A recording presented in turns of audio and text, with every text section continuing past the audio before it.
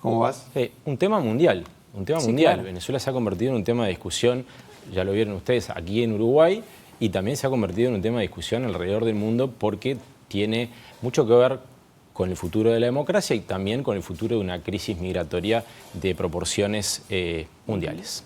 Ahora, más allá de que Corina Machado dijo que se iba a quedar, uno se pregunta si es el primero que se va de la oposición, ¿no? Bueno, Edmundo González Urrutia, si querés te lo pongo diferente, es el último de una larga lista de opositores que se va.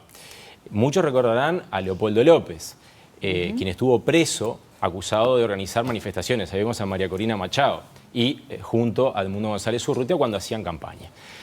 Muchos recordarán a Juan Guaidó, quien se autoproclamó presidente encargado y fue reconocido como presidente por más de 50 países después de unas elecciones que también fueron consideradas fraudulentas en Venezuela. Muchos recordarán a una larga serie, yo nombré a los dos tal vez más conocidos, pero hay una larga serie de exiliados de la oposición venezolana. Este hombre, Edmundo González Urrutia, deja su país después de haber dicho que no tenía esas intenciones. Este ex embajador retirado, un hombre de 75 años, deja su país y María Corina Machado queda de alguna manera sola encabezando la oposición nuevamente. Esto es bien importante. Es bien importante ¿por qué?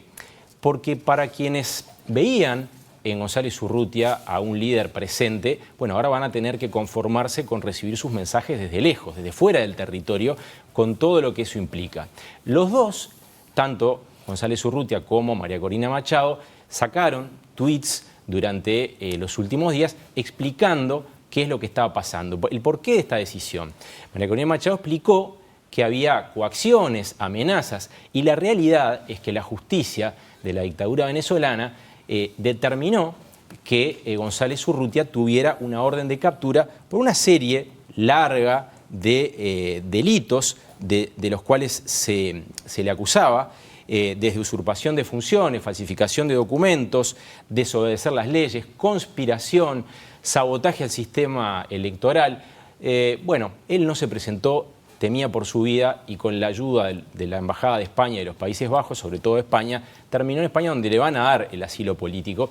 ¿Cuál es la ventaja, entre comillas, que puede tener ahora la oposición con esto? Que una de sus principales voces actuales, que es González Urrutia, va a estar en la palestra pública en el exterior y van a tener a su vez a la otra cabeza, la verdadera líder de la oposición, que es María Corina Machado, en el interior del país. De todas maneras, no cabe duda, no hay duda alguna de que es un revés y que es algo que para el gobierno de Nicolás Maduro es positivo. ¿Por qué? Porque había una orden de captura que tenían que cumplir. Si realmente creen en esa justicia, entonces tenían que cumplirla. Y si lo iban a arrestar, este hombre de 75 años iba a terminar en prisión. Si terminaba en prisión y le pasaba algo, bueno, las cosas podrían eventualmente ponerse peor en términos de presión para este régimen que de alguna manera se ha, digamos, blindado en lo interior. Mauricio, antes de seguir en el tema específico, ¿esto se da simultáneamente con el levantamiento de la autorización del gobierno de Venezuela a Brasil para que custodie la embajada argentina? Dentro de esa embajada hay 6 también dirigentes opositores. Sí. Estos dos elementos, ¿cómo se cruzan? Vamos a explicar de qué se trata.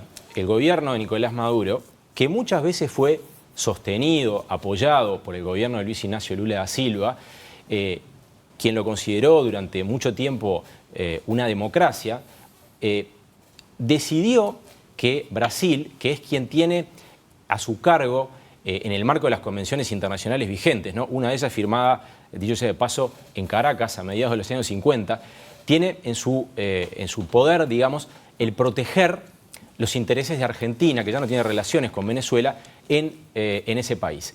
¿Qué es lo que hizo el gobierno de Nicolás Maduro? Le retiró esa potestad a Brasil, que se había hecho cargo entonces de la embajada. ¿Qué quiere decir hacerse cargo de la embajada? En este caso, proteger los intereses materiales argentinos, el archivo que está en la embajada y a los 6 opositores que están ahí adentro. Bueno, hay un asedio, denuncia Argentina, alrededor de la embajada. Hay imágenes y fotografías de fuerzas de seguridad venezolana alrededor de la legación diplomática argentina, algo que está explícitamente o que es explícitamente contrario a las convenciones internacionales. Uruguay lo denunció, por cierto, ¿no?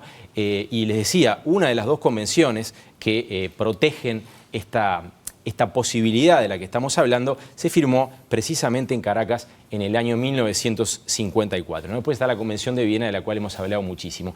Vos me decías cómo se combinan estas dos situaciones. Y bueno, se combinan en que uno se tiene que hacer necesariamente, Gaby, Leo, la pregunta de hasta dónde va a llegar Brasil con su tesitura de propiciar una negociación. Porque, como decía una colega argentina del diario La Nación hace unos días, está al borde de la buena voluntad y el papelón, porque ese intento de mediación, una palabra que le queda grande, porque no hay ninguna voluntad de negociar de parte del gobierno de Nicolás Maduro. Fíjense lo que pasó la semana pasada, que nosotros lo informamos.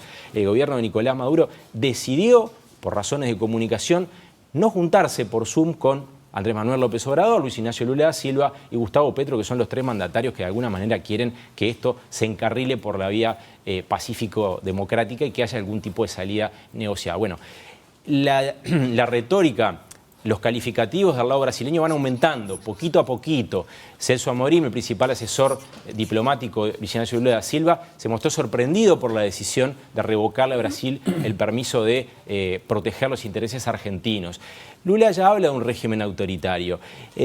Muchos gobiernos de la región ya, obviamente, lo califican como fraude al proceso electoral venezolano y han reconocido a González Urrutia. Ahí vemos imágenes justamente de algunos de esos encuentros en los cuales Lula invitó a Nicolás Maduro incluso a Brasilia durante esta gestión de su gobierno, de gobierno, la tercera en su haber. Entonces, en definitiva, lo que tenemos que preguntarnos es hasta dónde la única gestión que intenta buscar una salida negociada va a continuar o no. ¿Qué va a pasar si mañana Brasil le retira de una vez por todas el respaldo, más que el respaldo, le retira la posibilidad a la dictadura chavista de sentarse a hablar para buscar algún tipo de salida, algún tipo de transición? Es una pregunta, no tenemos respuesta y es parte de lo que tenemos que seguir a medida que este proceso avanza. Yo iba a decir involuciona porque es la palabra que mejor le cabe, pero digamos avanza.